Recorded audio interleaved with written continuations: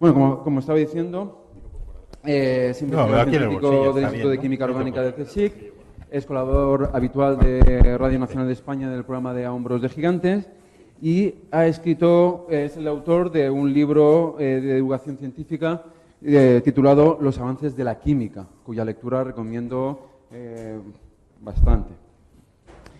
Es habitual, su actividad divulgadora es muy activa y ha participado en numerosas ponencias, conferencias de divulgación, así como en un documental, Química y Energía en clase de Historia. ¿Vale? Si podéis buscarlo por internet, que seguro que está, ¿vale? y le echáis un ojo. Es editor de la revista científica Análisis de la Química y otra en inglés, que no voy a comentar por no extenderme. Miembro de la Real Sociedad Española de Química, un gran investigador con más de 100 publicaciones, divulgador, tiene a su haber patentes, tiene a su haber 27 proyectos europeos, etcétera, etcétera. Muy bien, sin más, os dejo con Bernardo Redón. Bien. Bueno, buenos días. Muchas gracias a José Manuel por la presentación. Muchas gracias también por invitarme a estar aquí en el curso. También hago mi extensión de esta felicitación, de este agradecimiento a Isabel y a todos los organizadores del curso. La verdad que, bueno, como ha dicho José Manuel, pues yo nunca me importa meterme en todas las tareas que la gente me pide, ¿no? Yo creo que hacer cursos de verano con cualquier tipo de curso, bueno, si es de verano pues mejor porque es más agradable, pero con esta temática de que la ciencia toma la palabra en contraposición a lo que es la pseudociencia. En la presentación ya han hecho algunos comentarios de lo peligroso que es la pseudociencia. Y bueno, mi charla, que es larga, y estoy encantado porque los que me conocen saben que me gusta hablar mucho, pues más o menos está dividida en dos partes. En una parte voy a hacer una reflexión general de por qué es necesaria la cultura científica, y en la segunda voy a tratar de mi tema, en el que soy más especialista, que es la química. La química, cómo la química beneficia a la sociedad y cómo hay una corriente que yo considero una pseudociencia, que es la quimiofobia, está en contra nuestra, ¿no? Bueno, cuando uno dice que la ciencia toma la palabra, yo he tuiteado, he colgado en Facebook el anuncio de este curso y normalmente cuando he dicho curso de verano en la Universidad de Alicante, la ciencia toma palabra. Y cuando digo la ciencia toma la palabra, las pseudociencias se tienen que callar. Pero realmente, cuando uno analiza esta batalla entre ciencia y pseudociencia, uno piensa, ¿realmente creéis que la ciencia puede ganar esta batalla? ¿Realmente lo pensáis?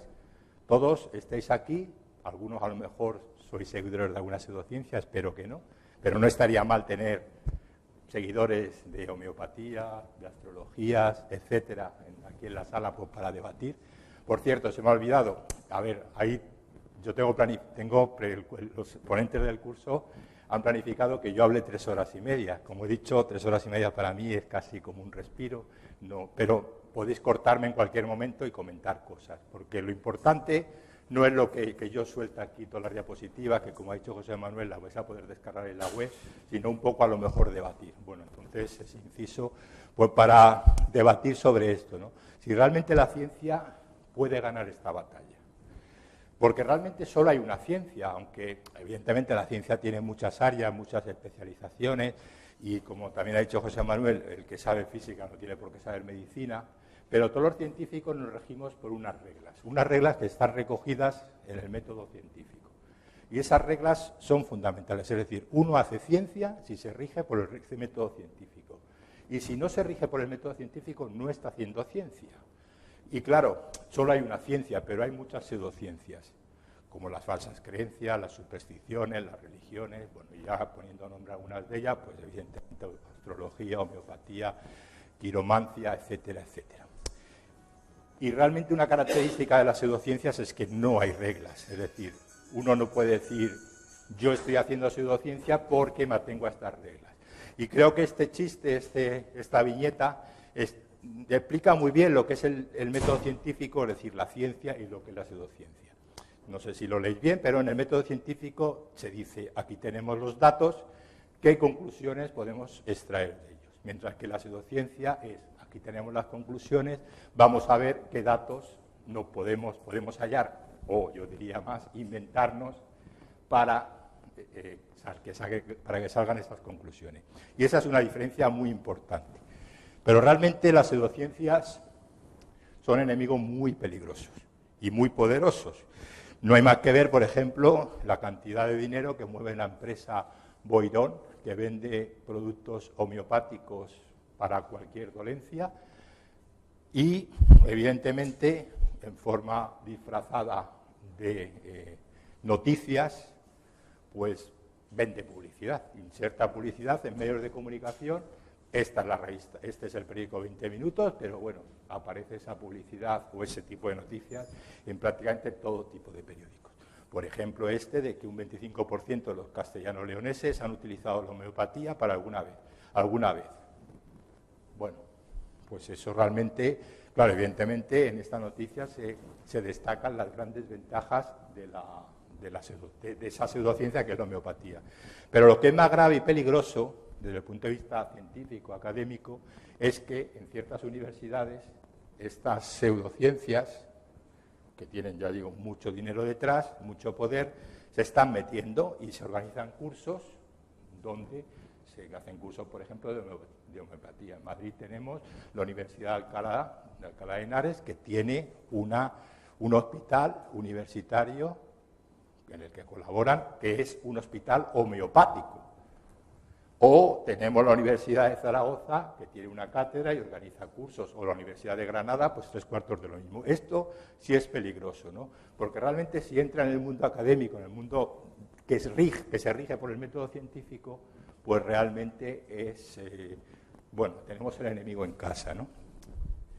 También es muy peligroso, porque son, como digo, enemigos poderosos, que aún en los periódicos se sigan publicando los horóscopos, como es el caso del País en su página web. Yo supongo que en papel siguen apareciendo. Esta mañana he hojeado un par de periódicos y siguen apareciendo los horóscopos en papel. Yo no me fijo porque nunca los leo, pero siguen apareciendo.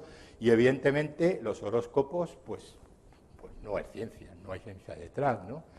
Igual que cuando conectamos la televisión a partir de una cierta hora, todas las cadenas, sean locales o sean nacionales o sean internacionales, tienen un montón de videntes, gente que lee las cartas, gente que te hace horóscopos, gente que es capaz de adivinar que tú estás en tu casa con un gato en el regazo y con sueño porque son las 3 de la mañana.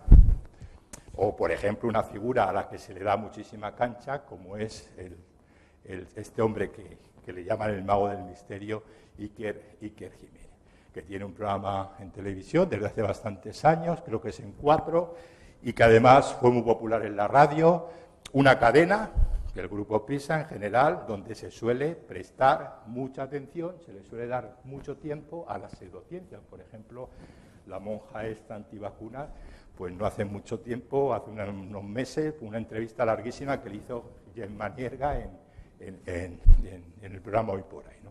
Bueno, pues ese tipo de cosas van en contra de la ciencia, porque las pseudociencias, vuelvo a repetir, son enemigos muy poderosos.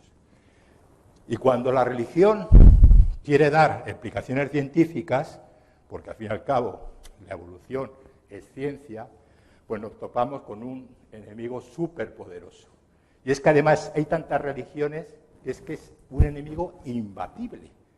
Es decir, nosotros vivimos una sociedad que está dominada por una religión que es el cristianismo y sus vertientes, especialmente el catolicismo. Creo que no tengo que decir nada porque todos las conocemos, pero todas las religiones más o menos tienen esta visión de que nosotros estamos aquí gracias al soplo divino. La religión y la ciencia, si fuesen dos conjuntos matemáticos, serían esos conjuntos donde su intersección es el conjunto vacío. Una persona puede tener unas creencias religiosas que están en un ámbito y puede ser un científico que está en otro ámbito, pero un ámbito no debe influir en el otro ni el otro en el uno. Yo creo que hay un ejemplo muy claro, que es el profesor Francisco Ayala, genetista de la Universidad de Irvine, en California, que él fue religioso, de hecho fue jesuita, sigue siendo no benedictino, perdón, creo que sigue siendo una persona muy religiosa, pero que él deja aparte la religión cuando explica genética. Y por supuesto, él es genetista y él es un seguidor, evidentemente, de la evolución y de Darwin. ¿Por qué? Porque él no mezcla. Lo malo es cuando se mezcla, cuando se intenta que entre estos dos conjuntos su intersección no sea el conjunto vacío. Y evidentemente no hace falta que os diga lo poderosas que son las religiones. Una sola es muy poderosa, pero todas juntas mucho más. Bueno, y esto es una cosa que ya todos sabéis, cómo funciona la ciencia y cómo funciona la pseudociencia. En la ciencia, pues seguimos lo que antes se calificó como un método científico, que básicamente es que observamos unos hechos, planteamos unas hipótesis, hacemos experimentos para confirmar o refutar, planteamos una teoría, volvemos a experimentar hasta que todo esto se refina. Y luego al final, pues lo lógico es que salga una ley de la naturaleza, que si además está expresada en forma matemática, pues mucho mejor, porque tiene mucho más peso y además es más elegante. En la pseudociencia, pues, esta parte de experimentación, teoría y la retroalimentación entre ambas, pues queda eliminada, porque realmente eso nunca se hace, ¿no? Yo me pregunto, antes ya he dicho que si creemos que la ciencia va a poder vencer alguna vez a la pseudociencia. Y yo me pregunto, una persona que no tiene conocimiento científico, ¿puede discernir entre ciencia y pseudociencia? Reflexionar un poco sobre esto, ¿no? O sea, ¿es capaz de identificar que las pseudociencias son timos sin tener un conocimiento científico? Mi respuesta es que no, es muy difícil. Realmente nosotros sabemos, porque nosotros somos científicos y tenemos formación, que evidentemente la Tierra gira alrededor del Sol. Eso nadie lo cuestiona, ¿no? Y menos entre los científicos. Pero realmente para una persona que no tenga ningún conocimiento científico, eso no está tan claro. No está tan claro. Y luego encima, a veces hay científicos que en vez de ser científicos se comportan como pseudocientíficos. Por ejemplo, dos matemáticos, esto es una noticia del diario ABC, dos matemáticos afirman que la Tierra es el centro del universo. Esto es una noticia que se publicó a nivel nacional en el ABC, pues el 5 de febrero de este año, es decir, que es bastante reciente. Un profesor de la Universidad del País Vasco y un doctor por la de Murcia han escrito un libro. Entonces yo pienso aquí que realmente lo que quieren es vender ese libro. Pero es muy triste que personas del ámbito académico, científico, puedan hacer este tipo de afirmaciones. Porque ellos sí saben lo que no sabe a lo mejor mi padre, que no tiene formación científica. Ellos conocen el efecto Coriolis. Ellos conocen el experimento de Foucault con su péndulo. Por supuesto, ellos saben que todo lo que o sea, cómo se pueden determinar posiciones con un sistema GPS o las imágenes que saca la estación espacial, pues evidentemente muestran que la Tierra rota sobre su eje. Claro, hay gente que aún piensa que no hemos ido a la Luna, ¿no? Y que todo fue un montaje. Cuando realmente, como luego comentaré, mandar un cohete a la Luna es una cosa relativamente sencilla porque las ecuaciones de la gravedad o las ecuaciones de la dinámica celeste lo permiten calcular. Evidentemente todos sabemos que la homeopatía es un timo, como bien afirma el título de este libro de la colección Laetoli. Claro, pero para que nosotros sabemos eso, que la homeopatía es un timo, porque tenemos conceptos básicos de química, como por ejemplo el concepto de átomo, el concepto de molécula, el número de Avogadro. Todo eso lo conocemos nosotros y además conocemos un poco de historia. Y la historia nos dice que hay siempre una relación entre la dosis y el efecto. Cuanto más cantidad se suministra de un compuesto químico, mayor es su efecto. No lo contrario, que es lo que están haciendo los homeópatas. O sea, pero además, cuando echamos cuentas, nos damos cuenta de que los homeópatas nos están vendiendo solo agua, con un poco de azucarillo. ¿Por qué? Porque al final hacen tantas diluciones que allí no hay ninguna molécula. ¿Por qué? Pero porque conocemos el tamaño de los átomos, conocemos su peso y conocemos el número de Avogadro. Y esto no es nuevo, o sea, este concepto científico que es entre la relación entre la dosis y el efecto procede de la época de Paracelso, en el Renacimiento.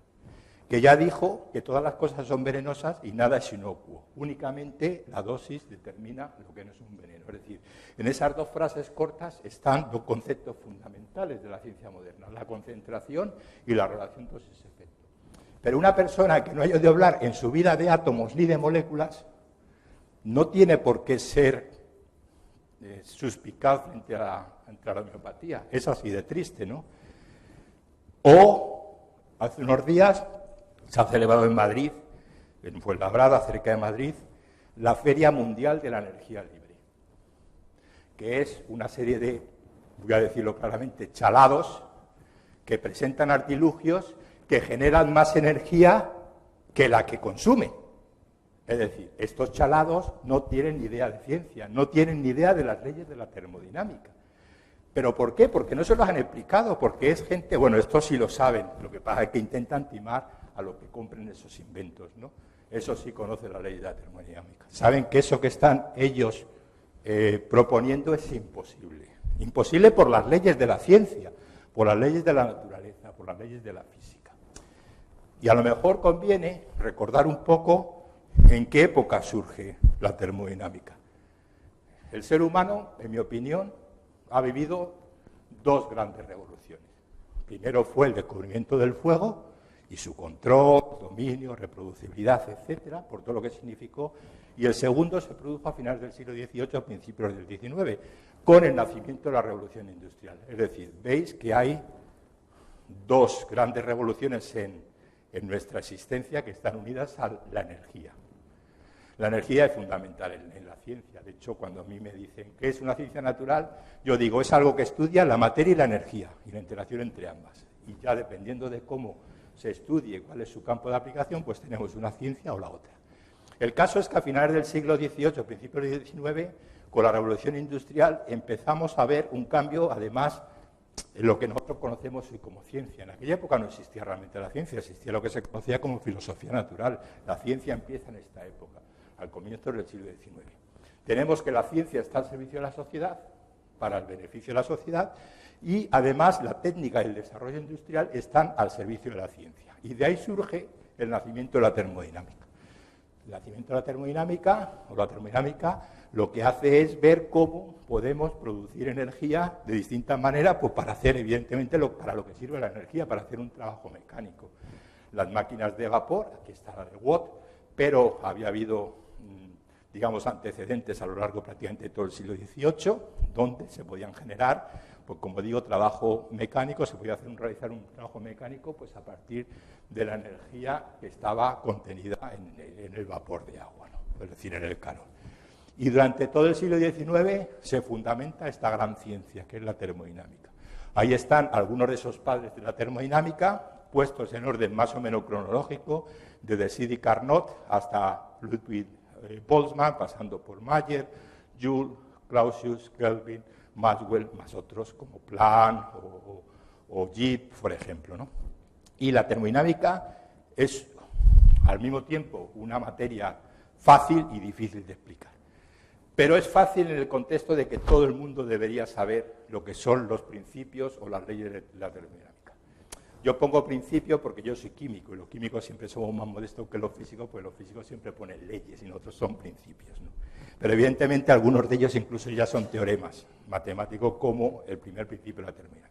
Es una ciencia curiosa que a veces hay que explicarla en el contexto histórico, porque, por ejemplo, hay que explicar que el primer principio, la primera ley que se enunció fue el segundo, luego el primero, luego el tercero, luego el cero, tuvo que poner un principio cero para completar la termodinámica, y por último el tercer principio debido a un químico físico, Hertz.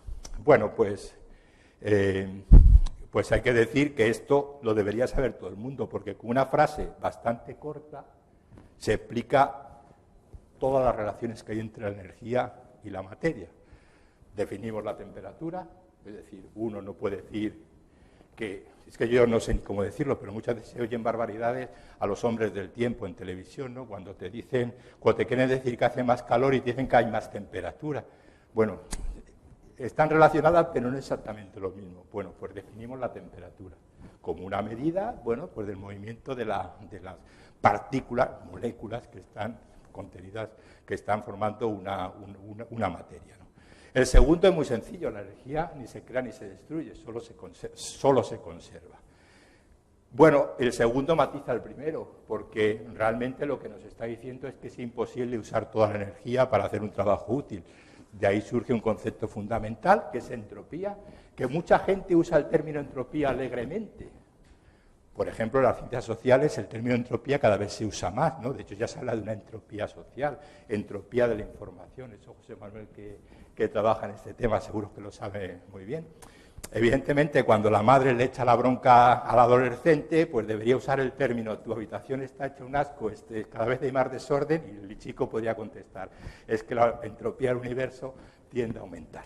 Bueno, pues eso es lo que nos dice que se puede decir de muchas maneras, es el segundo principio de la termodinámica, que para mí es la ley del universo, la ley de la naturaleza más genial que existe, además es que se puede exponer de tantas maneras.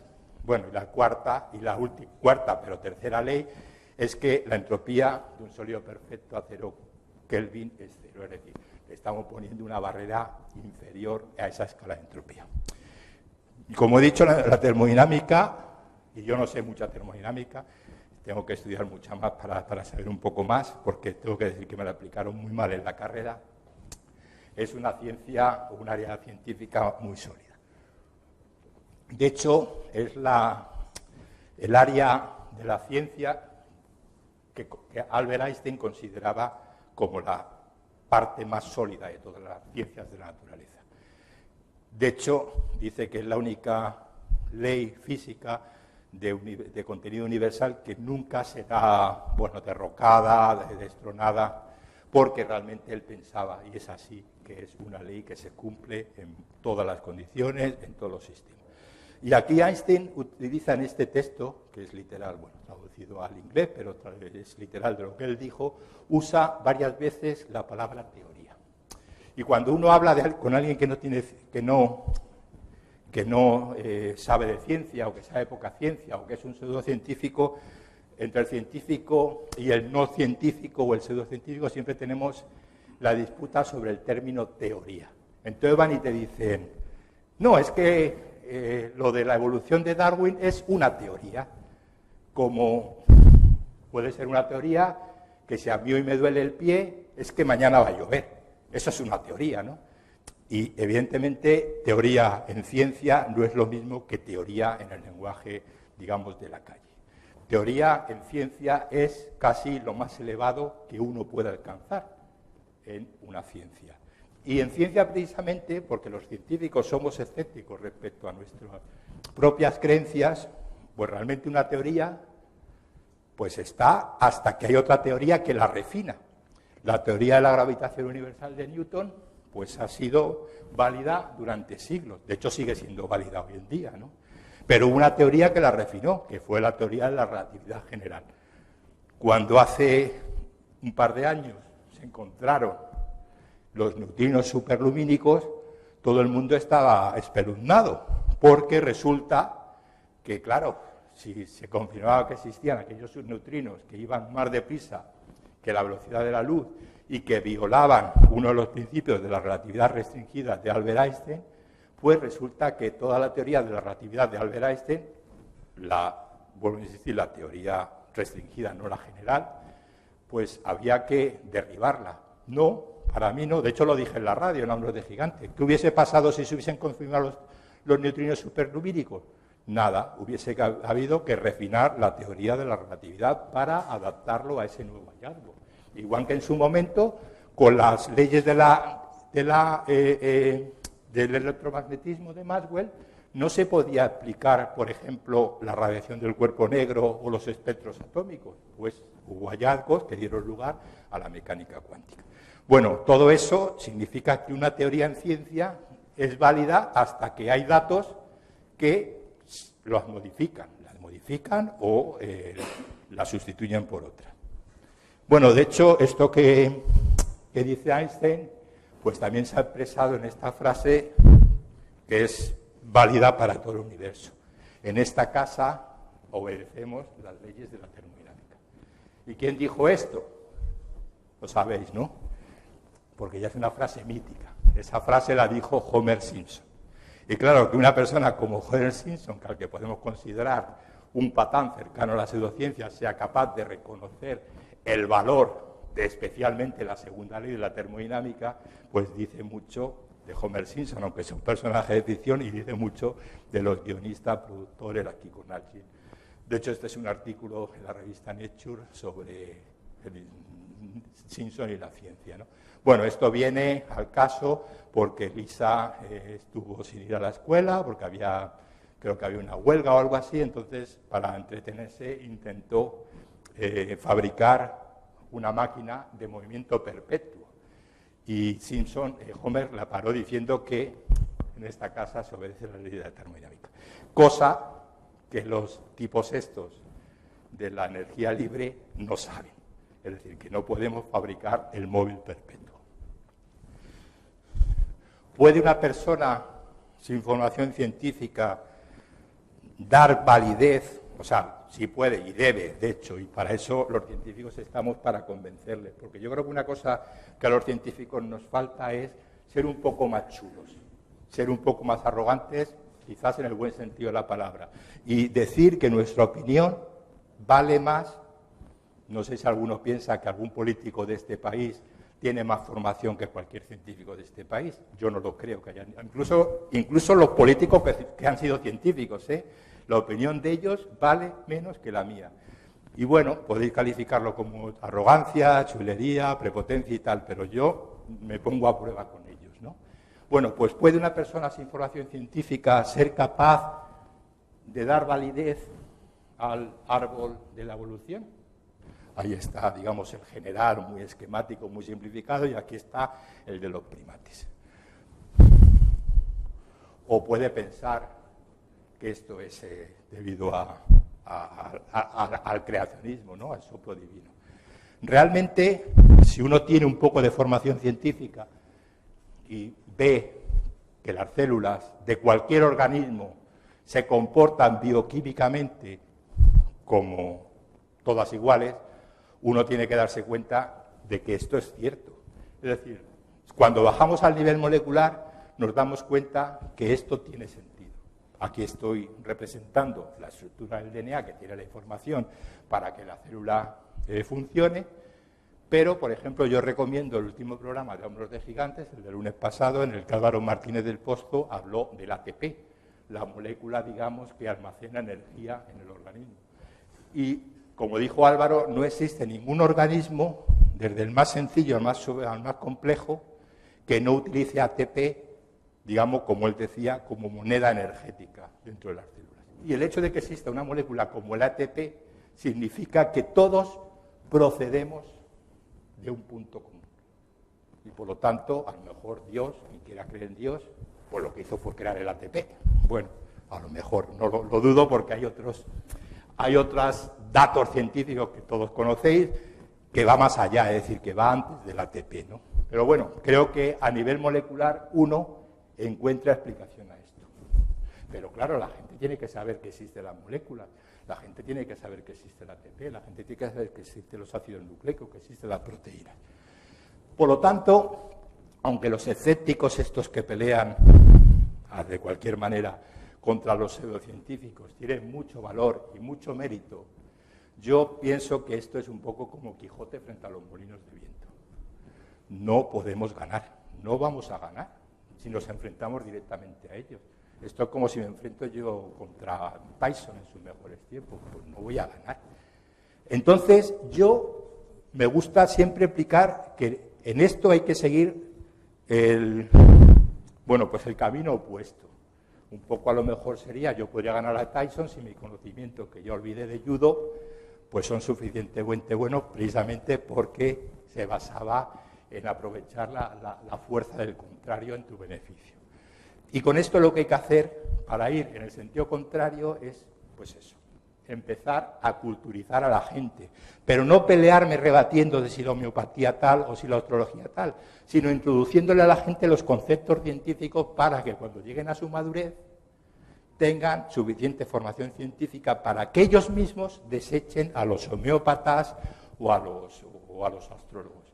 José Manuel ha puesto el ejemplo claramente de Steve Jobs, que es un ejemplo, creo, que debería servir para que todo el mundo se convenciese de que no hay medicinas alternativas en contra del cáncer. Y si alguna vez funcionan, es por chiripa, llamémosle efecto placebo, que es un efecto científicamente demostrado que existe.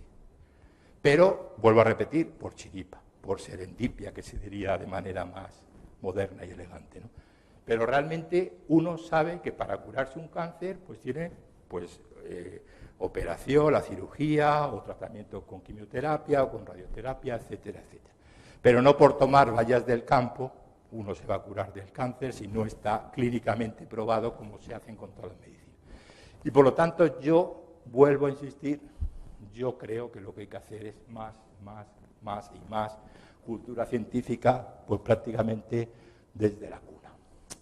Y realmente James Randi, que es, bueno, pues realmente uno de los líderes del movimiento escéptico, que ha desmantelado muchas pseudociencias y sobre todo muchos timos, como pueda ser el famoso de Uri Geller, doblando cucharitas, él es mago y conoce todos los trucos, pues realmente dice un poco lo mismo, ¿no? La gente que cree en las pseudociencias no es idiota, simplemente le falta información.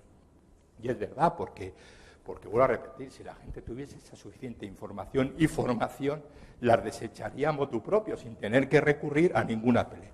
Y entonces ahí, yo la vi este verano, pero bueno, ya es una imagen que ya la vi este verano por primera vez, pero por lo que he visto luego en la web, es conocida hace bastante tiempo, ¿no? Este logo, que lo vi en una camiseta este verano, es que la ciencia lo arruina todo desde 1543, bueno, la época en la que, el año en el que murió Copérnico, y en ese año él propuso la teoría heliocéntrica del universo, ¿no? Bueno, pues evidentemente algunas cosas que arruinan la ciencia es que la Tierra no es el centro del universo, que el hombre no fue creado por un soplo divino y evidentemente no existen animales imaginarios como puede ser el unicornio y todo lo que ello significa. Y tenemos que conseguir, si conseguimos que la gente, especialmente los más jóvenes, se interesen por la ciencia, pues llegaremos a conseguir que todo esto sea verdad. Pero hoy en día, yo creo, por lo menos en nuestro país, con la cultura científica que tenemos, estamos lejos de conseguir eso que está ahí. Entonces, ¿qué es lo que hay que hacer? Pues, en mi opinión, lo que hay que hacer es, pues, como he dicho antes, más y más y más cultura científica. Por ejemplo, como ha dicho antes Isabel, la ciencia nos proporciona una vida más larga. Esta vida además es más saludable porque, bueno, monitoriza nuestra salud, nos proporciona medicinas para curarla, para curar enfermedades, paliar achaques, etcétera. Nos proporciona piezas de recambio para nuestro cuerpo, nos suministra agua que podemos beber, usar para nuestra higiene o regar nuestras plantas. Regando plantas y teniendo cultivos, pues tenemos más alimentos, generalmente también mejores, porque encima esos alimentos luego se pueden conservar mejor. Cuida de nuestro ganado y nuestros animales de compañía, nos proporciona energía, eso sí, sin violar el segundo principio de la termodinámica, pero nos proporciona calor en invierno, frío en verano, nos permite que nuestros vehículos circulen, nos hace que nuestra vida cotidiana sea más cómoda, pues con las ropas cómodas, pues con electrodomésticos que facilitan nuestras labores, etcétera.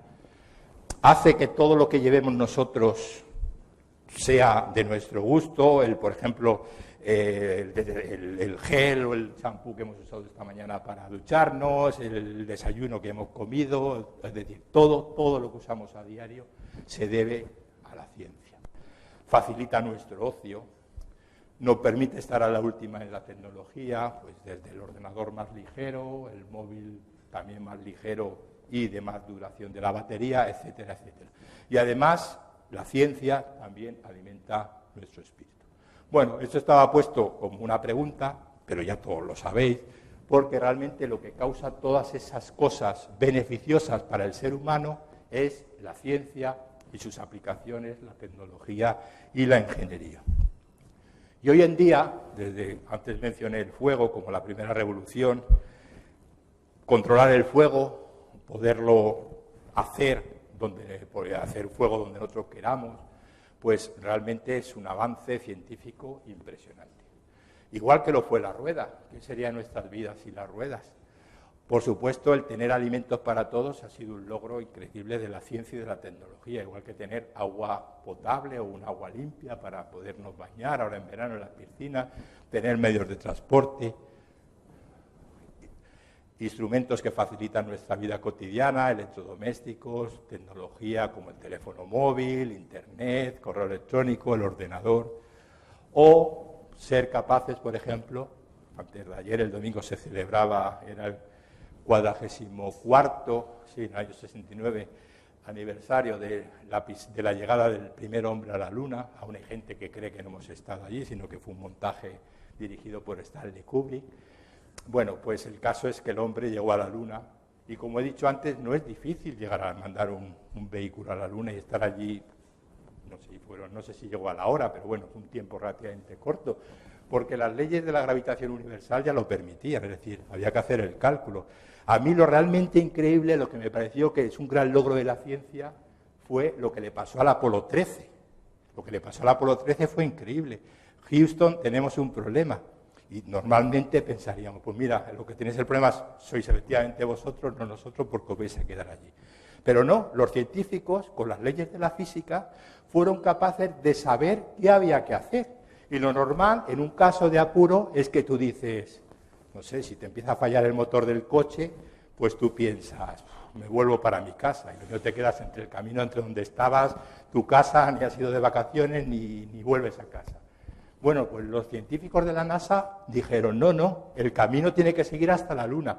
Y cuando lleguéis a la Luna, recibiréis un impulso gravitatorio de la Luna que os va a mandar a la Tierra.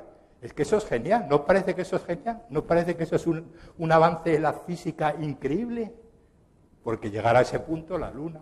Bueno, claro, a ver, hemos sido capaces de llegar a la Luna y somos capaces de mandar algo a Marte.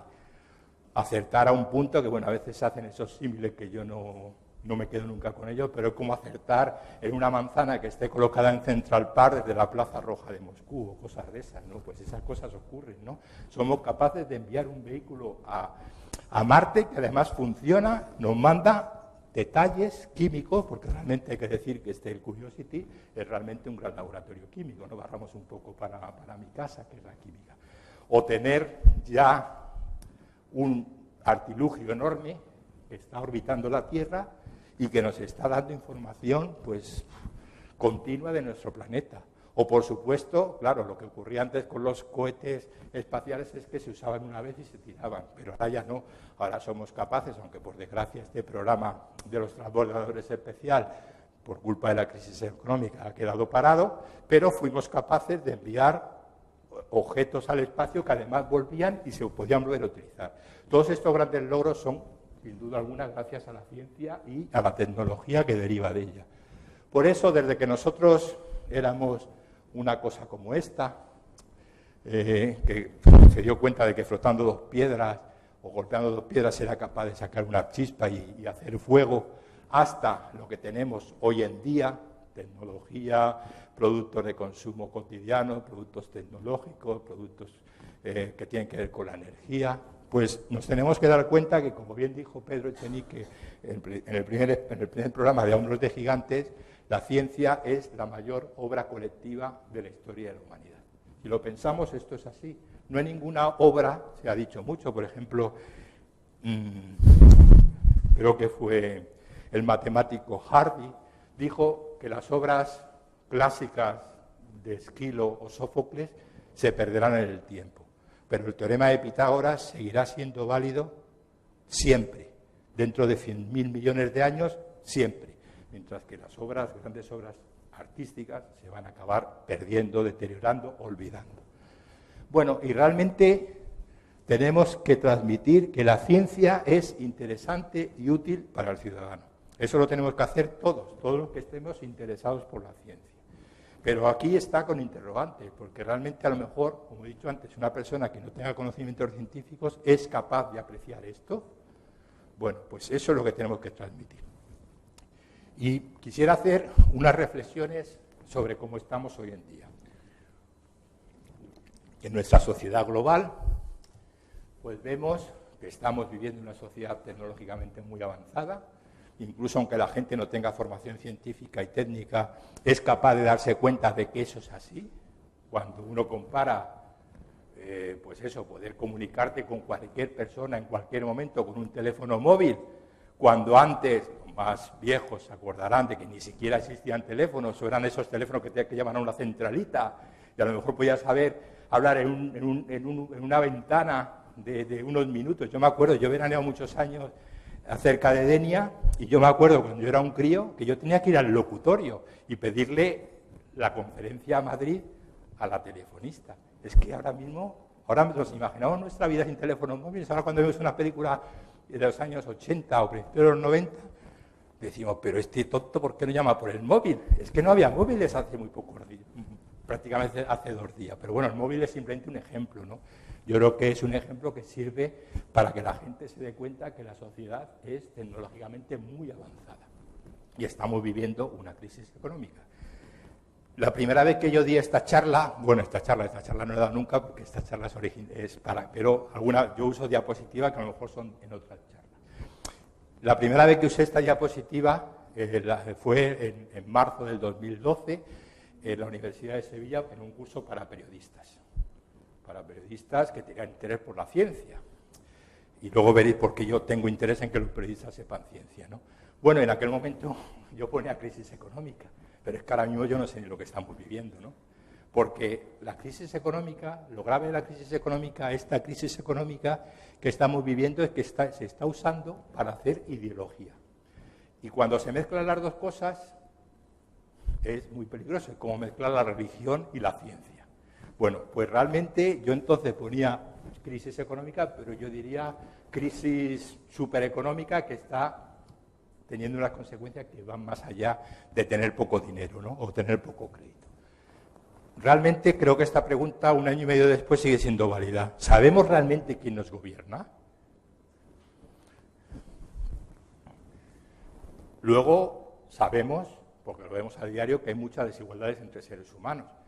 Hace año y pico, año y medio, cuando yo preparé esta charla, en nuestro país raramente se veía una persona pidiendo. Y yo decía, desigualdad entre seres humanos, pues los que viven en África subsahariana, los que vienen en pateras, los que están muriendo porque no tienen agua potable en muchas zonas del mundo. Pero hoy en día es que lo estamos viendo hasta en nuestro propio país, que existe esa desigualdad, ¿no? Existen, y por desgracia siguen existiendo y cada vez más, muchos conflictos locales y muy serios, porque evidentemente ya no existe una guerra mundial como fue la del 14 o la del 39, pero realmente existen tantas guerras pequeñas por todo el mundo que podemos decir que estamos viviendo, sin una guerra mundial, sí una guerra global, ¿no? Ahí va a estar con interrogantes, pero hay mucho mercantilismo en nuestra sociedad actual. Creo que en la mesa redonda de mañana vamos a debatir también este tema en relación con las pseudociencias. Y, en cierto modo, también hay una crisis de valores, ¿no? Ahí está con interrogantes porque, al fin y al cabo, estas son preguntas que yo me hago como ciudadano. Y como científico, ahí está en color distinto, morado, pues están algunas de mis respuestas, ¿no? Sobre la sociedad tecnológicamente muy avanzada, pues realmente creo que los ciudadanos en general no saben de dónde procede. Creen que eso está siempre ahí, que siempre ha estado ahí, que parece que se hace simplemente por un soplo divino, vamos a volver a la religión. Sabemos cómo usarlo, claro, un teléfono móvil, bueno, pues es algo inocuo, pero recordar, no sé si sabéis la noticia, que hace unos días en China una persona murió electrocutada, creo, porque le explotó o le dio un calambrazo un teléfono móvil que estaba usando mientras lo estaba cargando. Bueno, era de Apple, no tiene nada que ver con que sea la marca y tal, porque yo soy también maquero, aunque mi teléfono móvil lo tengo que enseñar, porque es el de, no sé de qué generación, la generación 0, ¿no?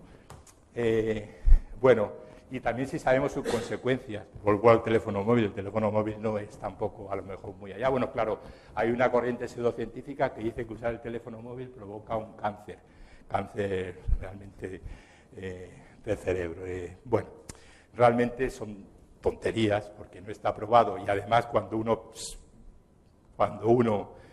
sabe el tipo de radiación, la frecuencia de la radiación que que se produce en un teléfono móvil y sabe qué hace falta para causar, por ejemplo, una mutación, qué energía hace falta para causar una mutación en una biomolécula, por ejemplo en el DNA, pues son frecuencias en las que esto no va a provocarnos nunca una reacción química. Bueno, en la crisis económica, esto es una diapositiva que no he tocado desde marzo del 2012, y mi pregunta en aquel momento es, ¿cómo sale de ella un país como el nuestro? Luego lo contaré con detalle, pero la respuesta os la anticipo, con más ciencia y más tecnología. Evidentemente han pasado año y medio con un gobierno que no cree en la ciencia. No es que no crea, es que encima desprecia la ciencia. Por lo tanto, estamos en un fondo de agujero, en un pozo que va a ser difícil de salir. ¿Sabemos realmente quién nos gobierna? Bueno, pues yo no lo sé, porque evidentemente nadie lo sabemos, pero muchas veces se habla, no, es que cuando hay que votar en Estados Unidos deberíamos votar todos los seres de este planeta. Yo creo que en septiembre va a haber elecciones en Alemania, a lo mejor nosotros también deberíamos votar, nosotros quiero decir todos los europeos, ¿no? Porque nos jugamos nuestro futuro. Pero yo creo que al fin y al cabo los gobernantes, los primeros ministros, los presidentes de las naciones, pues son un escalón más en estos guiñoles, nosotros estamos abajo, a nosotros nos mueven otros, tal. Hay unos claros intereses que yo creo que muchos identificamos con ciertos grupos de presión, poder. A mí me gusta siempre decir el lobby de la energía. Si lo pensamos otra vez, la energía vuelve a salir, ya como concepto científico, pero también como concepto económico, social, etcétera. Existe desigualdad entre seres humanos y yo creo que la ciencia tiene que ser más social de lo que es ahora. Al final de esta charla pondré algunos ejemplos de lo que desde la química se está haciendo por la ciencia social. Pero creo que tenemos que estar los científicos más socialmente comprometidos. Bueno, existen muchos conflictos locales y muy serios. Deberíamos, evidentemente, tener un organismo supranacional con poder. Se supone que debe ser la ONU, pero la ONU no está para estas cosas, parece ser. También creo que existe demasiado mercantilismo. Yo no sé cómo pararlo, creo que nadie lo sabe. Y sobre la crisis de valores, pues bueno, cada uno da el valor, valga la redundancia, a la crisis de valores o a los valores que cada uno tiene y lo pone en contexto. Lo que sí es cierto es que tal como está el panorama de nuestro planeta, aquí están las zonas con hambre, en rojo oscuro las zonas donde hay más hambruna, en rojo un poco más claro donde hay un poco menos, pero si os fijáis más o menos si ponemos la mitad como en el verde, entre el verde y el azul, tenemos regiones de nuestro planeta donde existe realmente hambre. Hay mucha gente que no tiene alimentos. Y esto es triste porque realmente existen alimentos en el mundo suficientes para alimentar a todo nuestro planeta. Luego, si pintamos, esto lo saqué de Internet, no creo que sea catastrofista, creo que es la realidad. Cuando pintamos regiones de nuestro planeta con ciertos símbolos que claramente son autoexplicativos, como por ejemplo temperaturas altas, como está ocurriendo por ejemplo en las regiones polares, la amenaza del SIDA, la contaminación ambiental, la desforestación, etcétera, etcétera, animales en peligro. Bueno, pues vemos que prácticamente todo nuestro planeta está, de una manera o de otra, en peligro por unas causas o por otras. Esto también es consecuencia de que nosotros tenemos un planeta superpoblado y además con una tecnología muy avanzada. Y una parte de ese peaje es precisamente el que nosotros generamos muchos residuos, mucha contaminación ambiental. Y evidentemente, como la ciencia ha hecho que la vida sea más larga y más sana, pues evidentemente cada vez hay más gente en el planeta. Bueno, con esta situación uno se pregunta si realmente merece la pena hacer esfuerzos en educación, cultura y formación. Uno puede pensar, vamos a dejarnos llevar y que aunque no sea religioso, decir que sea lo que Dios quiera. Bueno, pues yo creo que no, que precisamente en estas circunstancias tristes, creo que estamos viviendo una época posiblemente la peor desde el final de la Segunda Guerra Mundial. Claro, en la Segunda Guerra Mundial murió mucha gente y bueno, eso es peor que cualquier otra cosa que pueda ocurrir, ¿no? Pero estamos viviendo una situación global que es muy peligrosa. Y a pesar de eso, creo que sí, que hay que seguir haciendo el esfuerzo en educación, cultura y formación. Bueno, y vamos a ver qué es la cultura, ¿no? Cuando uno va al diccionario de la RAE, pues hay varias acepciones de cultura, pero lo que nos interesa aquí a nosotros es en el contexto de la segunda acepción, ¿no? Conjunto de conocimientos que permite a alguien desarrollar su juicio crítico. Y cuando uno habla, ¡ay, qué culto eres!, realmente este es un intelectual porque tiene una cultura asombrosa, y uno se pregunta, pero bueno, ¿qué es ser culto? Si yo voy y digo, desconozco la obra de Shakespeare, ¿me van a calificar como un inculto? Pero si uno dice, no, es que yo no sé cuáles son ni siquiera el fundamento básico, rudimentario de la teoría de la relatividad, no te dicen nada. O sea, es muy típico que personas muy cultas, cuando van a comer a un restaurante, pues le pasan la cuenta y son varios y le dicen que lo pase aquel que haga los números que es el de ciencias, ¿no? O decir, no, yo la raíz cuadrada de 25, es que yo soy de letras, ¿no? Eso, personas que se les supone una cultura por su formación, por su titulación, porque luego encima hablan en medios de comunicación con mucho impacto. ¿Qué estamos creando con eso, no? ¿Qué estamos creando? Bueno, pues yo creo que hay que, por una vez, de una vez y por todas, es igual de inculto el que desconoce la obra que escribió Quevedo, que pintó Murillo, que el que desconoce los rudimentos de la teoría atómica. Eso es igual de inculto. Por eso es muy triste que en esta LOMCE, que nos quieren meter a todos a saco, se haya quitado la asignatura de ciencias para un mundo contemporáneo. Eso es, a ver, la religión está muy mal, porque cada uno debe aprender esas creencias en su casa. Pero que te quiten la única asignatura que permitía dar cultura científica a todos los niños, pues es muy, muy grave. En fin, no voy a meter con Ver porque luego me meteré con él. Hace ya, en el año 59, hace ya 54 años, que Snow dio una conferencia en la Universidad de Cambridge que tituló Las dos culturas. Él cubría esas dos áreas porque él era un escritor, pero él tenía una formación científica, de hecho trabajó como científico, luego se dedicó a la política. Bueno, era una persona que digamos que era culta en el sentido amplio, que lo abarcaba todo de la palabra. Y él se preocupaba porque cada vez, estamos hablando de hace 54 años, cada vez había más distancia entre lo que él llamaba las dos culturas, la cultura científica y la cultura humanística. ¿Cómo estamos hoy? Pues seguimos teniendo esas dos culturas. Pero realmente hemos visto que la cultura humanística parece que como que se ha separado en dos, que la literaria y la artística, y la cultura científica pues se ha separado en esa dicotomía, que a mí no me gusta nada, de ciencias puras y aplicadas. Y encima además existe una quinta vía, que serían las ciencias sociales. O bueno, ciencias, entrecomillémoslo, ¿no? Lo de ciencias sociales, que son la economía, la sociología, la psicología, etcétera, etcétera. Y hoy en día, pues no es que parezca que haya dos culturas, sino que parece que hay cinco, porque entre casi ninguna de estas con otros se habla. Es decir, por ejemplo, nosotros, con los científicos que nos consideramos de ciencia básica y los científicos que son de ciencias aplicadas, ya digo que a mí no me gusta este término, me gusta más lo que dijo Pasteur, de que existe la ciencia y las aplicaciones de la ciencia, y de la ciencia buena saldrán sus buenas aplicaciones.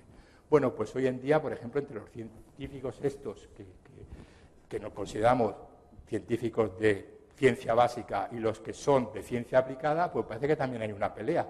Y es verdad que la hay, y la hay por razones económicas, porque casi siempre tenemos que pelearnos por la escasa financiación a cualquier nivel. Y esa escasa financiación significa muchas veces que resulta que un gobierno de turno dice, no, es que no hay que hacer ciencia básica, porque los resultados de la ciencia básica se verán dentro de 30 años, hay que hacer ciencia aplicada. Entonces dice, ¿cómo vas a hacer ciencia aplicada si no tienes ciencia básica? Es como decir, vamos a empezar un edificio por el tejado, pero no le vamos a poner los cimientos hasta que no lleguemos, bueno, no sé dónde. Entonces, al final, ese edificio se derrumbará. Y efectivamente parece que hay esta división de estas cinco culturas, y a mí me gustaría que la cultura fuera una, y no hablásemos de cultura científica, ni de cultura literaria, ni de cultura artística, etcétera, etcétera.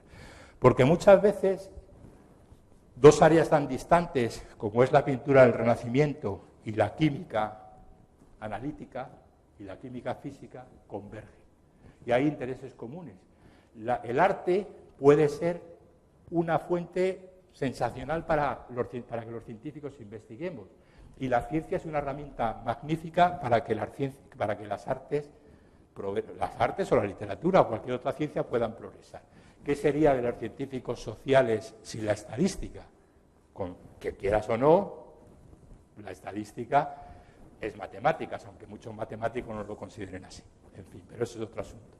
Y, por ejemplo, esta noticia de una agencia de prensa pues hacía referencia a que gracias a las técnicas de la química, concretamente a la espectroscopía por fluorescencia de rayos X, científicos fueron capaces de descifrar las capas que usaba Leonardo da Vinci para pintar esas caras tan maravillosas, la Gioconda o en este caso la Dama de Armiño. Y de hecho esto se publicó en una revista, en Advance Chemie, que es una de las revistas más prestigiosas que hay en el área de química. Es decir, que aquí vemos que esas dos culturas, la artística y la científica, pues claramente tienen intereses comunes. Bueno, yo antes he dicho que hay que hacer más y más cultura científica. ¿Y por qué hay que fomentar la cultura científica? Aquí hay 5 razones por las que yo considero que hay que hacer este esfuerzo. Por un lado, hay que contribuir, nosotros, especialmente los científicos que estamos pagados por dinero público, como en mi caso en el CSIC, pues hay que contribuir a aumentar la cultura científica de la ciudadanía. Por otro lado, el ciudadano es votante, el científico también, y a veces parece que no.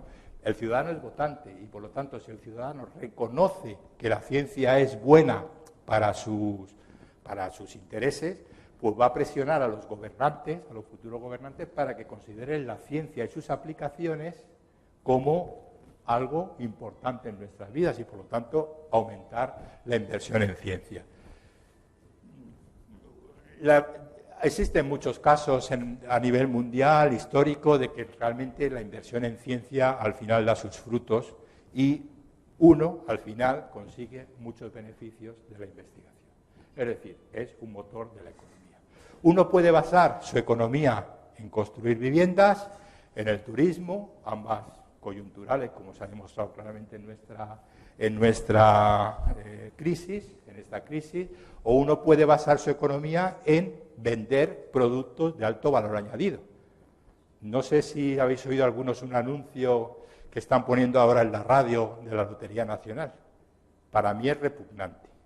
Ese anuncio viene a decir más o menos, no digo literalmente porque no me suelo quedar con estas cosas, que a principios de siglo, mientras esos pobres americanitos, eso es por lo he puesto yo, pero bueno, el sentido del anuncio lo recoge, mientras esos pobres americanitos estaban ilusionados en hacer una cadena de montaje para crear utilitarios, los españoles de la época estaban ilusionados para encargar una limusina a esos fabricantes de coches, porque les iba a tocar la Lotería Nacional.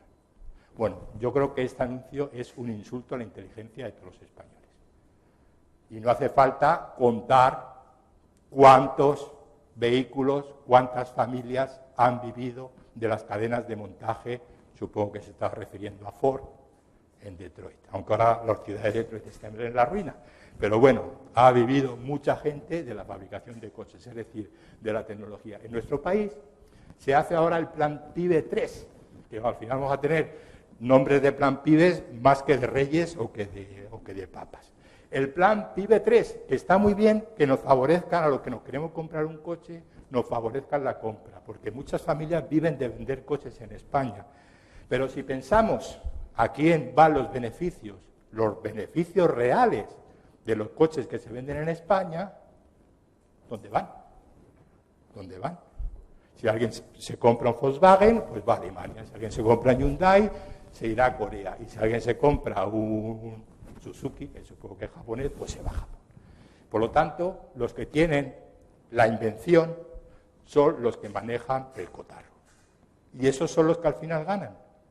Al final son los que ganan. O sea, Steve Jobs fabricaba ordenadores en Irlanda para Europa, porque era beneficioso fiscalmente.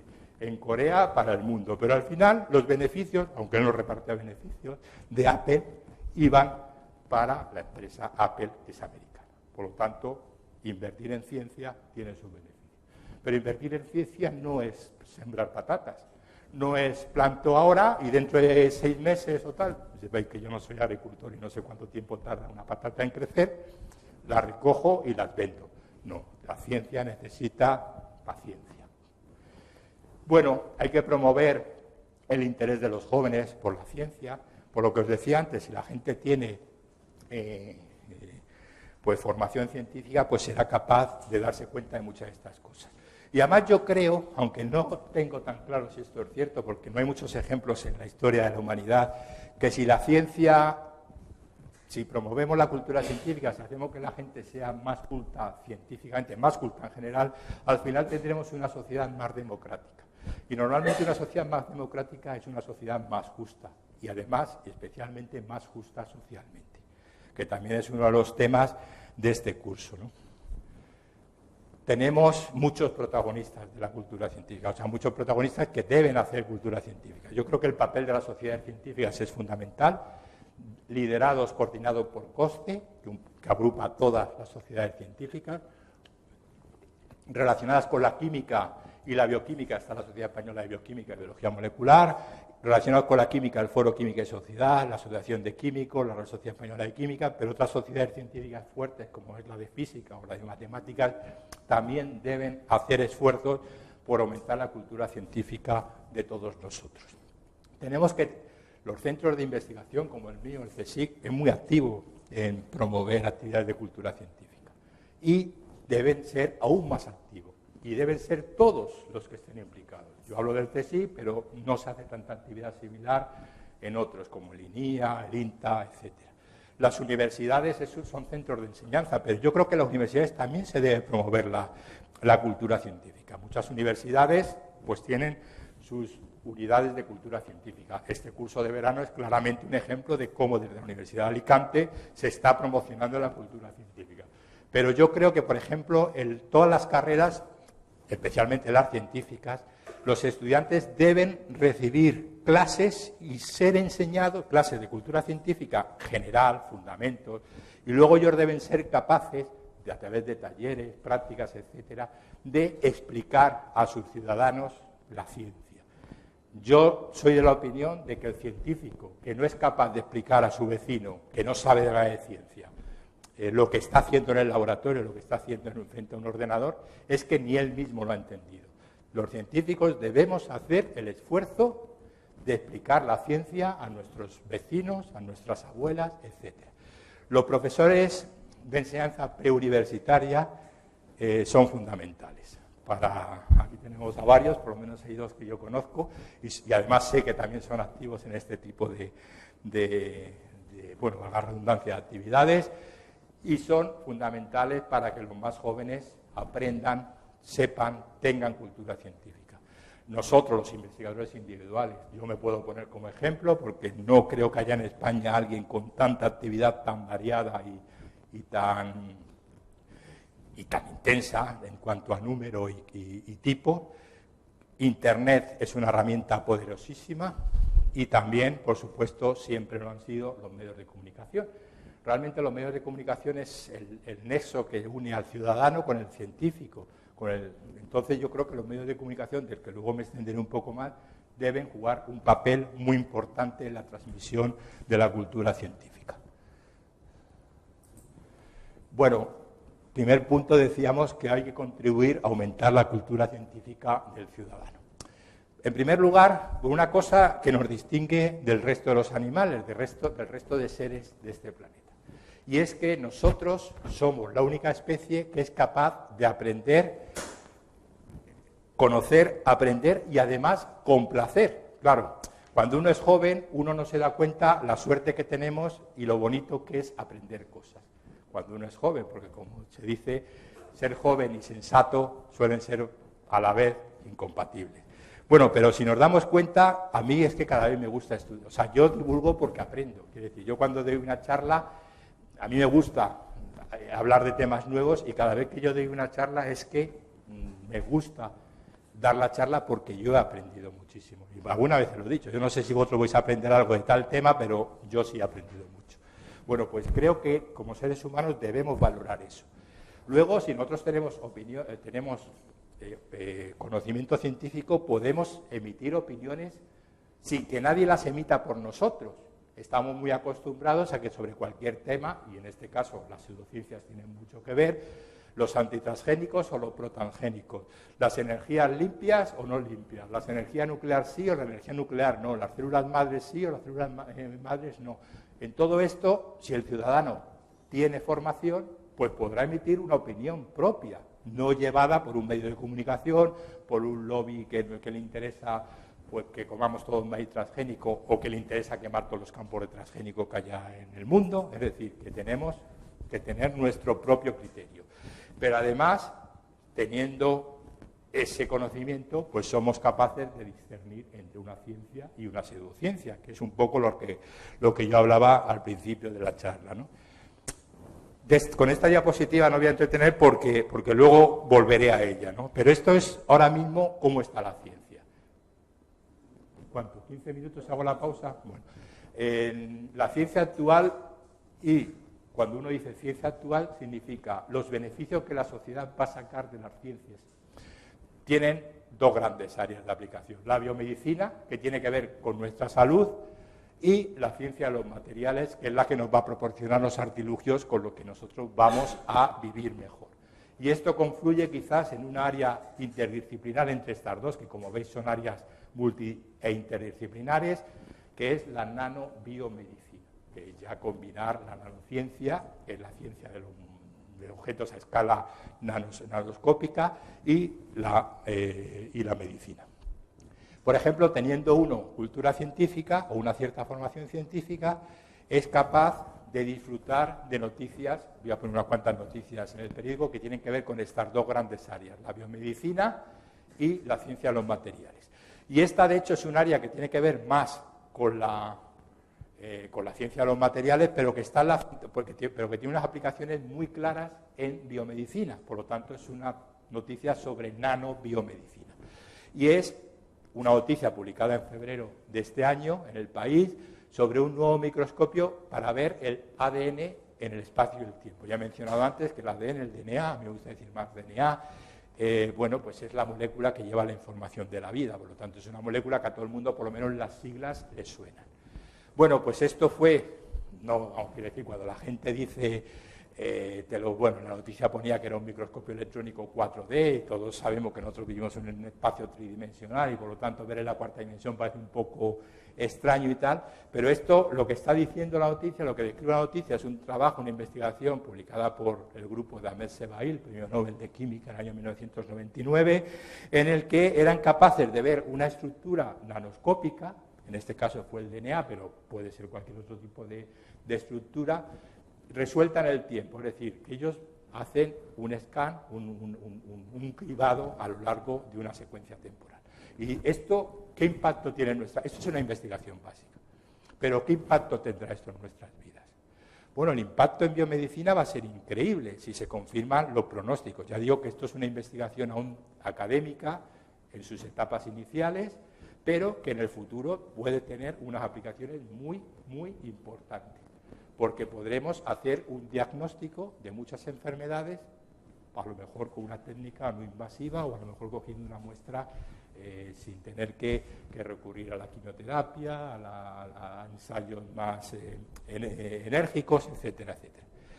Aquí hay una noticia que es una única noticia, pero cómo dos medios de comunicación la tratan de manera diferente. Tienen que ver, es una noticia también de este año, creo que también de por febrero o marzo de este año, marzo efectivamente, y es la misma noticia, es que se había encontrado un gen, siempre en ratones, es decir, aún una investigación académica básica que quizás en el futuro se pueda aplicar a la salud humana, y encontraron un gen que está en ratones vinculado al cáncer y también a la pérdida de peso. Esa es la noticia que dio el diario El Mundo, una noticia que creo que científicamente estaba bien tratada.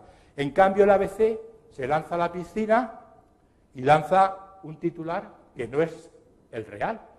Un fármaco protege frente al cáncer, alarga la vida y evita la obesidad. Es decir, un fármaco. Es decir, mañana uno puede ir a la farmacia y resulta que pide ese fármaco y no está. Y entonces piensan, como se suele pensar a veces, sobre todo cuando los mueven los movimientos pseudocientíficos, es que los laboratorios nos lo quieren ocultar. Y entonces resulta que encuentra un anuncio en el periódico, junto a lo mejor los teléfonos de las citas. El fármaco que aquella gente descubrió está en la hierba no sé qué que puedes encontrar en el herbolario de Pepito. Y va al herbolario de Pepito a comprar este fármaco que los malditos lobbies de la industria farmacéutica le quieren ocultar. Es decir, este titular nunca debería ser un titular de un periódico serio. Y me da igual que sea un periódico con una tendencia y que el otro sea de otra. Yo hablo aquí desde el punto de vista científico. Porque lo que se sabe hasta ahora es que existe este gen, no que hay un fármaco. Evidentemente, siempre cuando uno hace este tipo de experimentos, siempre piensa, bueno, pues como un gen va a codificar por una proteína, si conseguimos inhibir la acción de esta proteína, pues a lo mejor conseguimos este efecto. Y para ello habrá un fármaco en el futuro. Pero no es eso lo que hay que vender a la sociedad. Hay que venderle la realidad. E Internet, y luego volveré a ello, es una herramienta muy poderosa para esta información ampliarla. No en papel, porque en papel cuesta más dinero, pero en Internet sí que se puede ampliar. Bueno, ya digo, noticia seria, noticia que parece de broma. O la gente, dentro de poco, ya oye hablar mucho de grafenos, y dentro de poco, pues cuando empecemos a ver pantallas flexibles como esta, todo el mundo, yo seguiré teniendo mi móvil hasta que la batería ya no sea reemplazable, pues yo no tendré un móvil como eso, pero habrá gente que tendrá un teléfono móvil que lo doblará y lo ocupará lo que le ocupa un cigarrillo, siendo además mucho más sano que ese cigarrillo, ¿no? Bueno, pues eso es gracias a materiales nuevos como el grafeno, que es uno de esos materiales, moléculas de moda, y de hecho también es así reconocido por las autoridades de política científica europea, puesto que el grafeno es uno de esos dos proyectos flagship, bandera, que la Unión Europea promueve, y durante 10 años se le dotará de 1.000 millones de euros para investigar a un consorcio sobre el grafeno, investigación básica y las aplicaciones del grafeno, es decir, las aplicaciones de la ciencia. Hay dos proyectos banderas de estos, uno es sobre el grafeno y el otro es sobre la investigación del cerebro en un sentido muy amplio. ¿Por qué? Porque el cerebro realmente la investigación sobre el cerebro es un gran desconocido. Y de hecho, posiblemente desde el punto de vista filosófico, nuestro cerebro nunca podrá llegar a entender nuestro cerebro, porque realmente es el objeto de estudio entendido por el propio objeto de estudio. Bueno, en cualquier caso hay que investigar y mucho sobre el grafeno, sobre el cerebro. También sobre el grafeno, pero sobre el cerebro.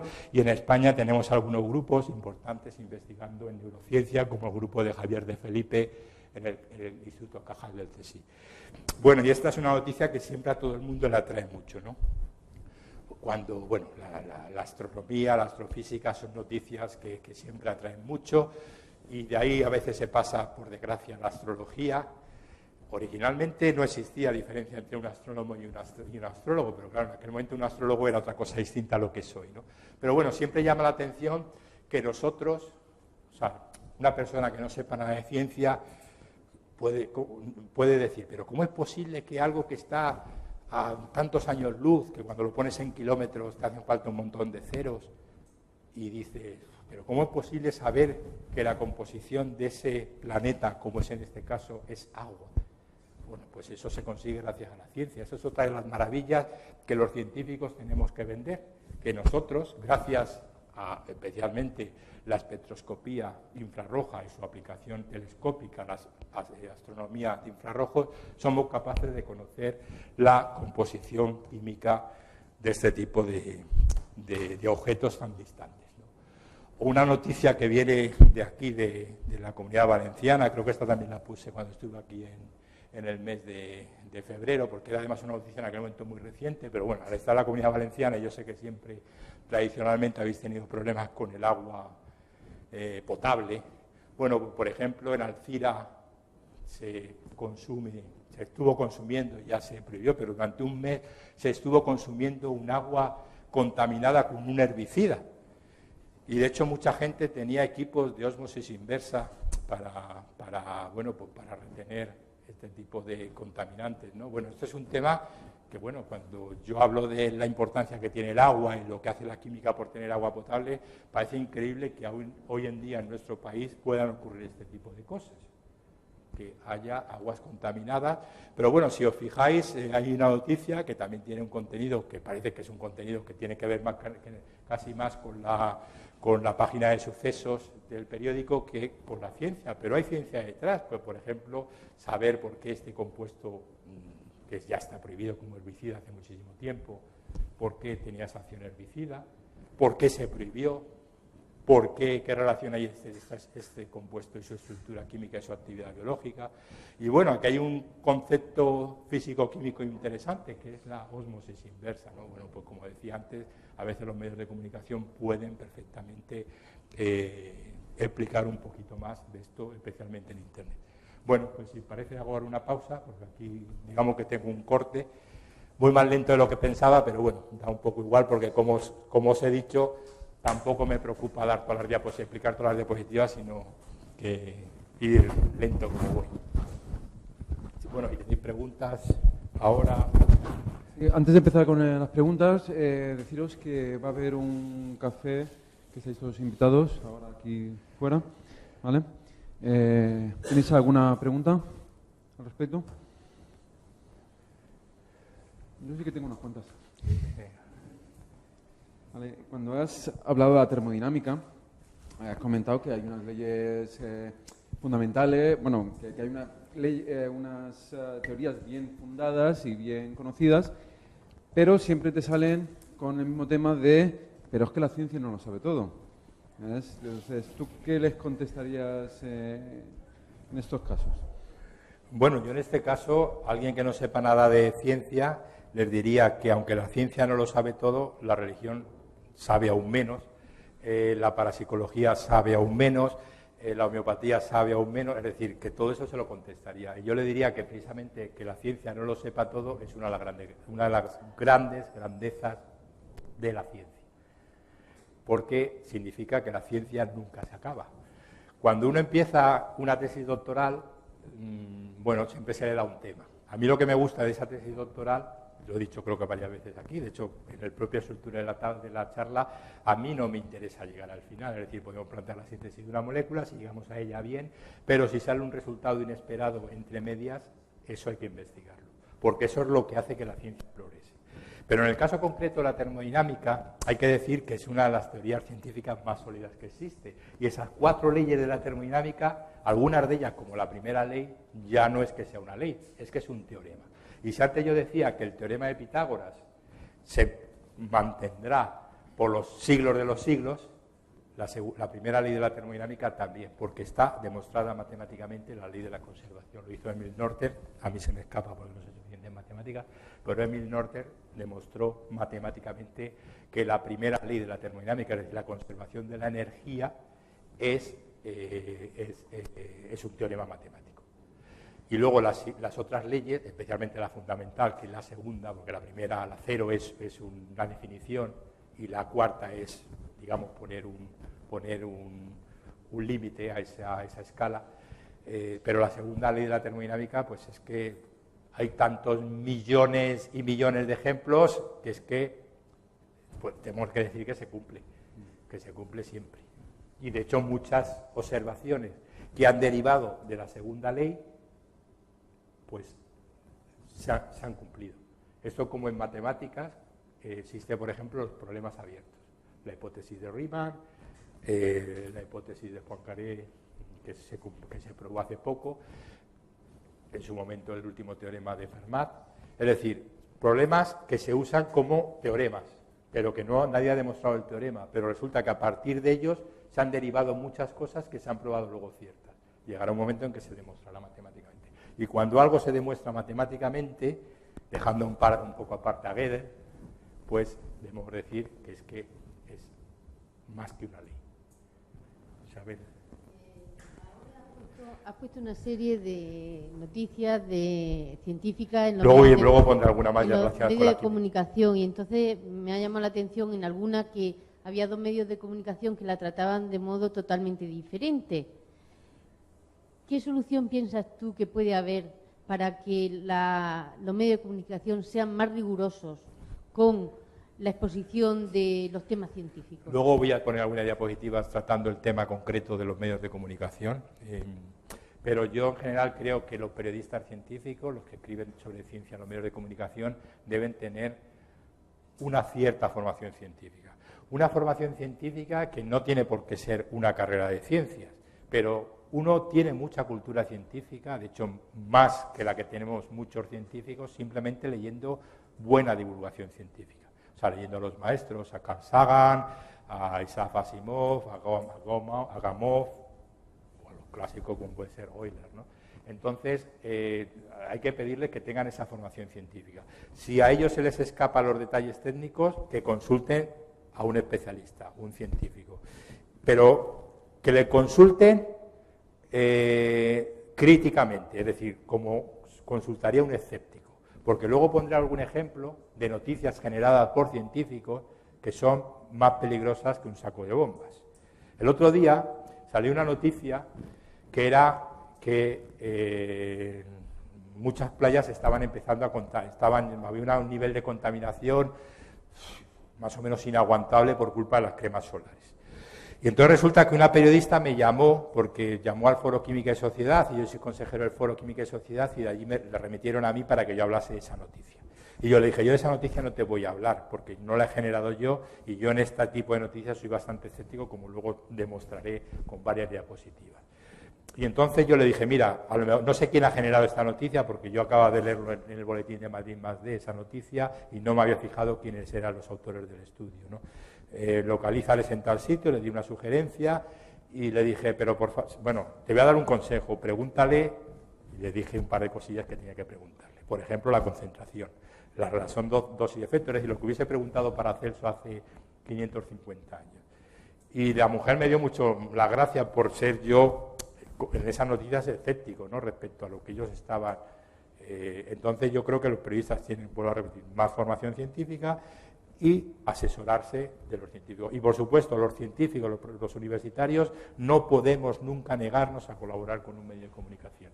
O sea, a veces son, entre comillas, muy pesados, o a lo mejor te llaman en un momento inoportuno. Para mí no, porque yo, de hecho, soy muy amigo de muchos periodistas y estoy muy a gusto con ellos, pero hay compañeros que piensan, ¿para qué me llamarán? No sé qué, porque no quieren explicar ciencia a la sociedad, pero debemos atenderles siempre.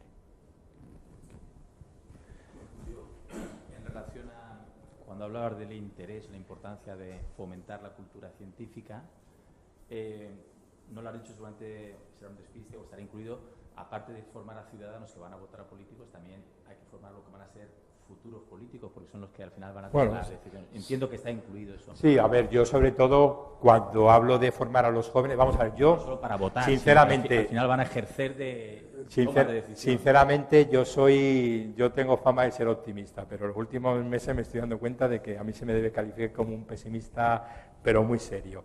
Yo casi esta generación la doy por perdida, o sea, esta generación de estos políticos que nos están gobernando. Entonces, cuando yo digo formar a los jóvenes, científicamente esos jóvenes son los que luego van a ser los presidentes de los bancos, los presidentes de las grandes empresas y los políticos. Y un político que tenga un poco de formación científica. Luego tenemos políticos que son científicos o han sido científicos y no se les ve por ningún lado su... O sea, sí, a veces hablan de una manera que parece que cuando hacen el símil con una reacción química y tal, las relaciones entre la política, pues diré, bueno, este sabe algo de esto, pero yo quiero otra cosa, ¿no? En principio que valoren la ciencia, ¿no? Y luego otra pregunta que no sé si es, en la relación de sociedades que intervenían o deberían estar activas... Bueno, ahí están todavía puntos no, he detectado que falta la FECID. ¿Es porque no te ha cabía o porque hay algún motivo? No, porque mira, normalmente cuando esta diapositiva, de hecho la modifiqué ayer para incluir a los matemáticos y a los físicos, pero esta diapositiva, la primera que la usé, creo que era una charla para químicos, o sea, porque me parece que era un máster de la Complutense, de estos de posgrado, y entonces yo, pues yo hablaba más que nada de las sociedades científicas que tienen que ver con la química. Pero en cualquier caso luego voy a hablar de FECIT. No te preocupes, que luego no, que es que yo creo que no sé, pero en cualquier caso,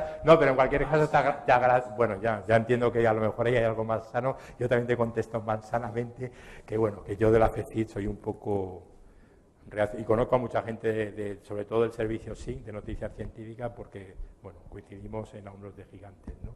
Y hay gente muy baja ahí, pero también hay periodistas que no saben nada de ciencia y se les nota. Pero FECIT deja a veces mucho que desear.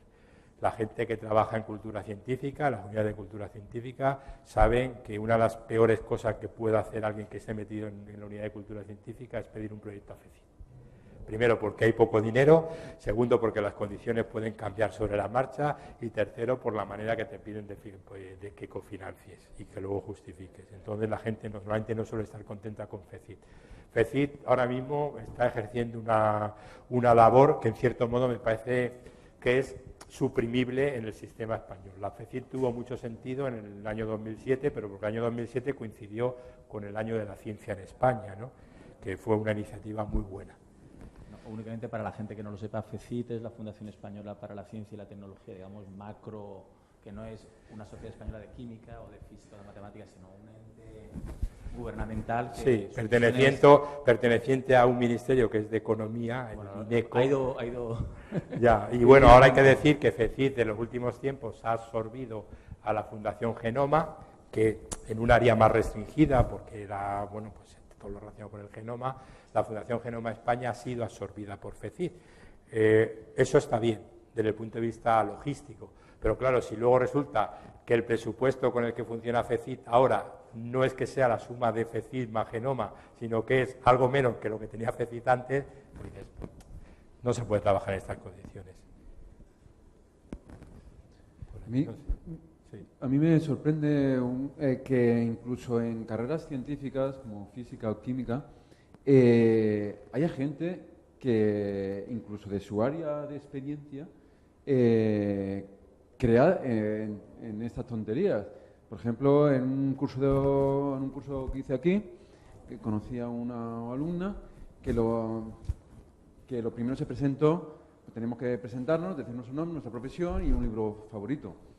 Y ella se presentó, dijo, yo soy química y mi libro favorito, como no, porque soy química, es El alquimista. Yo ya me tiré la mano a la cabeza, pero después, cuando tuve oportunidad de hablar con ella, creía en cosas tan raras como lo de las fotos de la áurea y todo esto, ¿entiendes? Y diciendo, pero ¿de dónde? ¿Cómo puede ser que alguien que ha tenido una carrera universitaria en ciencia tenga unos conocimientos tan pobres y sea tan crédula en este tipo de cosas? A mí, yo estoy de acuerdo contigo, a mí también me sorprende. Y además, bueno, yo creo que la razón de esto es que hay muchos científicos que no tienen cultura científica. Es que ese es el problema. Y esta es una frase que yo digo, porque ya lo he grabado en el próximo programa de la ciencia cotidiana de Hombros de Gigantes, fin de temporada. Y además creo que es la frase con la que acabo mi intervención, que es esa, que tristemente, y es una cosa que yo discutí muchas veces con Hal, también un colaborador del programa y gran divulgador, es que hay muchos científicos que no tienen cultura científica. Porque a veces tú puedes ser el súper especialista en los espectros de fluorescencia, además de absorción o de emisión, fluorescencia siempre es emisión, del cesio, vamos a poner por ejemplo. Y eres el súper especialista, lo sabes todo. Pero a lo mejor no sabes nada de física elemental y por supuesto no sabes nada de otras ciencias. Y eso es un problema de cultura científica. Hay mucha gente que no le interesa la cultura científica. Vuelvo a una cosa que comenté antes. Estaría muy bien que en las carreras universitarias hubiera una asignatura que fuera cultura científica. Y además que hubiera luego eso, que los estudiantes tuvieran que exponer un trabajo como lo pondría un divulgador científico. Y además se deberían crear cátedras de cultura científica en todas las universidades, que sean suprafacultades, ¿no? O sea, que estén más allá de una facultad única. Pero eso es un problema serio, ¿eh? Sí, sí. ¿Alguna pregunta más? Pues muchas gracias. Recordar lo del café, ¿vale? Las clases, las ponencias empezarán de nuevo a las 12, si no me equivoco, ¿vale? Muchas gracias.